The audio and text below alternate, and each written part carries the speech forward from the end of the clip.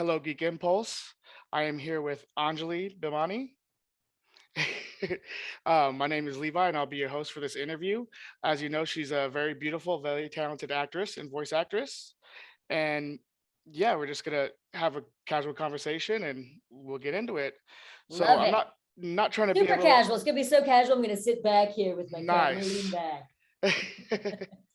back. Yeah, not to be cliche, but I see that you've been acting for a long while since you were a child.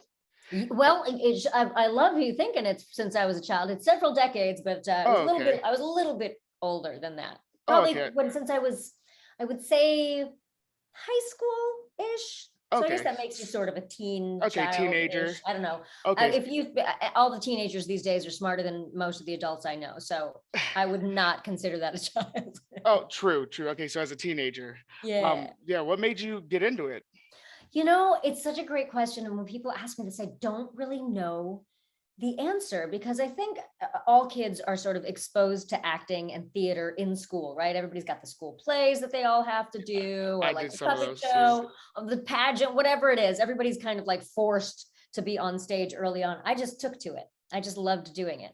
And so, did the school plays and stuff. And then somewhere between junior high and high school, I figured out that you're allowed to do this as a career, that is an option, which I sort of didn't understand before. And so that's when I started taking it a lot more seriously. I mean, I was still obviously in school, so I was focused on my grades and my classes and all of that stuff.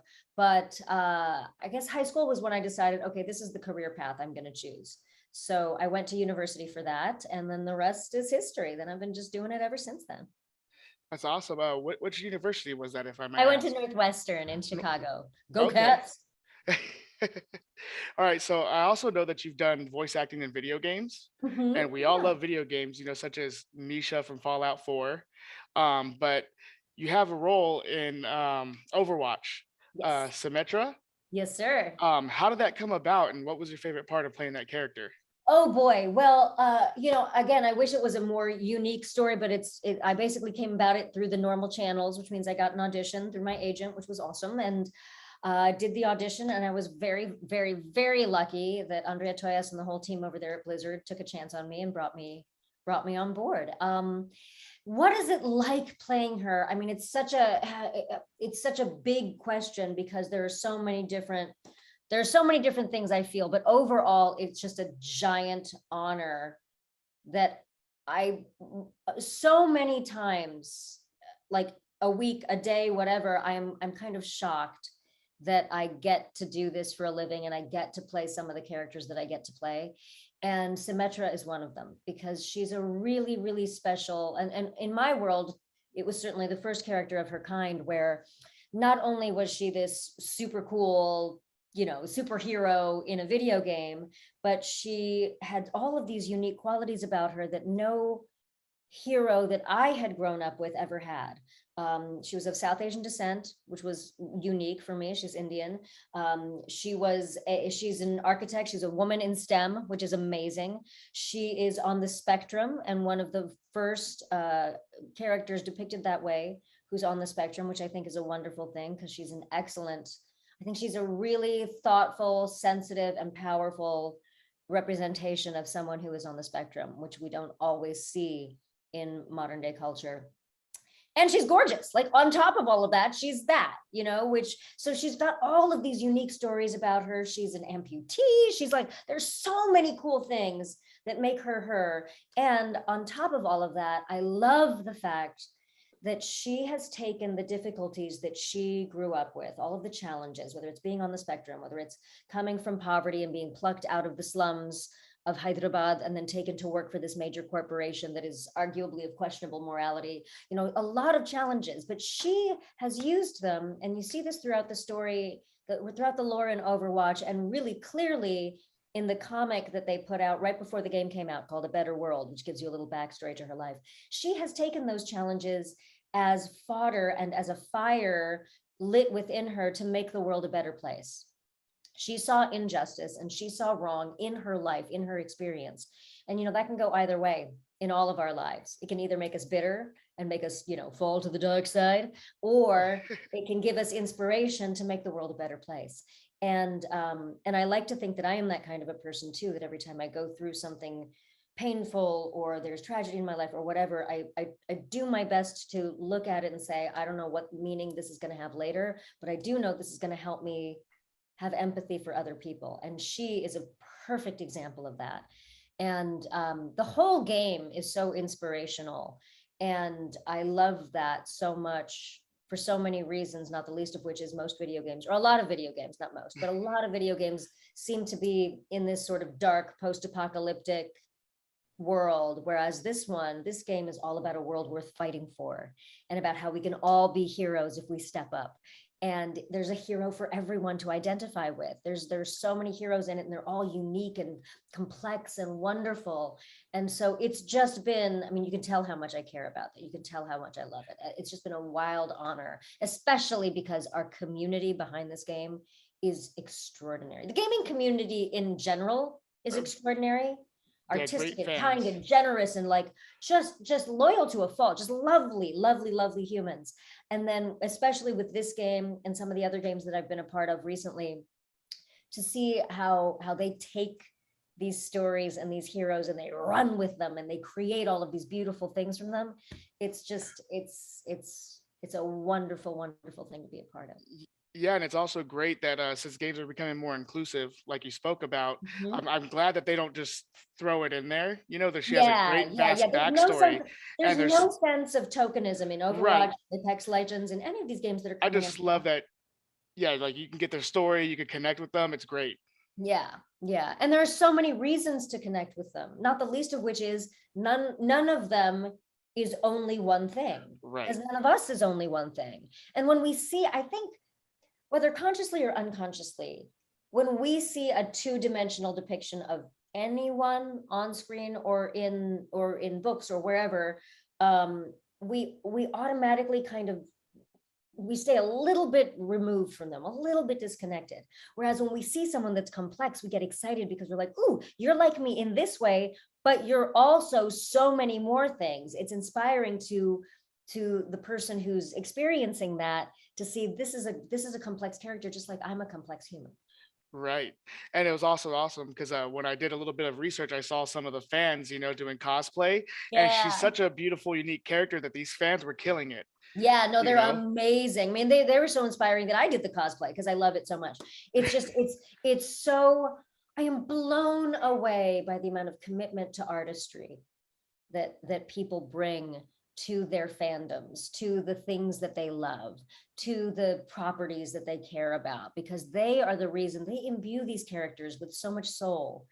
And yes, the creators and the developers of all these characters, whether it's games for Overwatch and Apex Legends, or whether it's a show like Ms. Marvel or whatever it is, the creators imbue these characters with so much, but it really is up to the audience to then grab it and make it what they want to see. And I think Yes, these communities have done such an incredible job with that.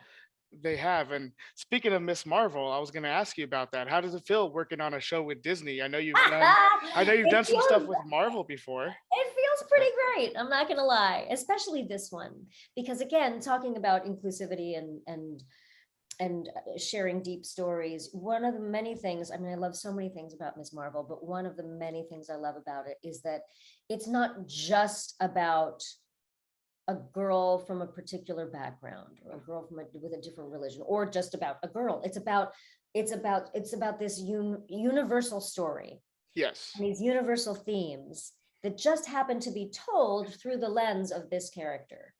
She is Right. more than her ethnic background. She is more than her religion. She is more than her gender. She is more than any of those things. She's ultimately just a human trying to figure it out, like all of us are. Yeah, I was able to catch a couple of the episodes, and you can see like kind of like the teen angst. She is this person, but she's coming of age. Yes, And exactly. they do have the cultural stuff in there, but it comes like any normal parent would. Like why do you want to go to a party, or where are you going? So it's Totally. not in your face. It just happens to be a regular story. Absolutely. And every parent, and the great thing, I love this so much about the show too, is that the parents in particular, a lot of times parents, whether in a superhero genre or parents of a particular ethnic background, are depicted as very strict and one-dimensional. There's this, and there's no reasoning behind it. But you have such compassion for these parents. They care so much about their daughter, and when they say no, you can tell that they're doing it because they're worried and because they care and because they don't want her to experience pain or danger or anything like they might have when they were growing up. And I love, love, love that there is empathy for all of these characters in this story. It's not just for our lead. It's not just for her best friends. It's for all of these characters that are in her circle that you care about. And I love that, because again, if we were to tell two-dimensional stories, no one would really connect with them. Right. So how is it playing out, Ruby? It's What's unique ridiculous about fun. it? It's ridiculous fun. Well, I'll tell you what's unique about it. The sort of archetype of the South Asian auntie. There are some things that come in that are very true, like some stereotypes that are based in a little bit of truth. But again, just like everybody else, an Indian auntie or a South Asian auntie of any kind has their complexities. And I think I don't want to spoil anything, so I can't really like go into it right now. Right, I And I understand. think you'll see other sides of Auntie Ruby where you're like, okay, she's not just a judgy auntie. There's a lot more there. She's warm. She's got more to her than just that. I think that's that way with every recurring character in the show. I really do. Okay. Yeah, I said I only got to catch a couple episodes, but I like Well, it. I'm only a kind of couple are out. You're not behind. We got one oh, more. One is okay. coming out tonight. Today's Tuesday, so one's coming out tonight at midnight. That'll be the third episode. Okay, so then I'm caught up then. All right. You are. You're right on it. Awesome. So I see that you have a web series that you Yes. do called I Am Funsize on YouTube, and that also you have a book out. Would you like to speak on any of that? I would love to speak on that. Thank you for bringing that up. So I created this web series back in 2017 when I first had this introduction to this lovely gaming community online. And again, I shouldn't say first had this introduction, because I've been a gamer since I was a kid, but it was the first time I was on this side of the game, as opposed to just a player, or not just a player, but as opposed to me only being a player. Now I got to be on both sides of it. And these folks were, so, like I said, so generous and so kind and so welcoming and so warm. And I really wanted to offer something back that wasn't just my character or my playing of a role or whatever. And so I created this web series because a lot of people had been DMing me personal life questions, and I did not feel comfortable or qualified to answer those individually. I'm not a doctor. I just play them on TV, that kind of thing. But I did feel like it would be lovely to be able to share some of my stories and experiences with people who were asking me questions, share those stories publicly, because someone might benefit from them. So it's not so much advice as, I don't know what will work for you. This might work for you, but here's what happened when this experience happened to me. And so people write in to my to the email, Anjali@IamFunsize.com, and write in questions.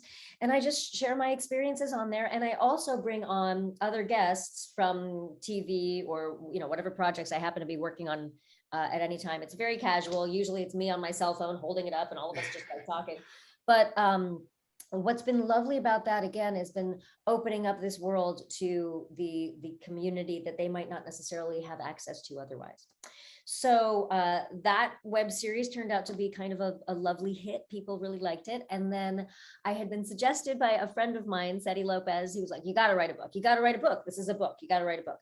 And I put it off for several years. And finally last year, I sat down and I crunched it out, and I love it. I mean, it's not bragging. I look at it and I'm like, this is a fun book. And that's what I wanted.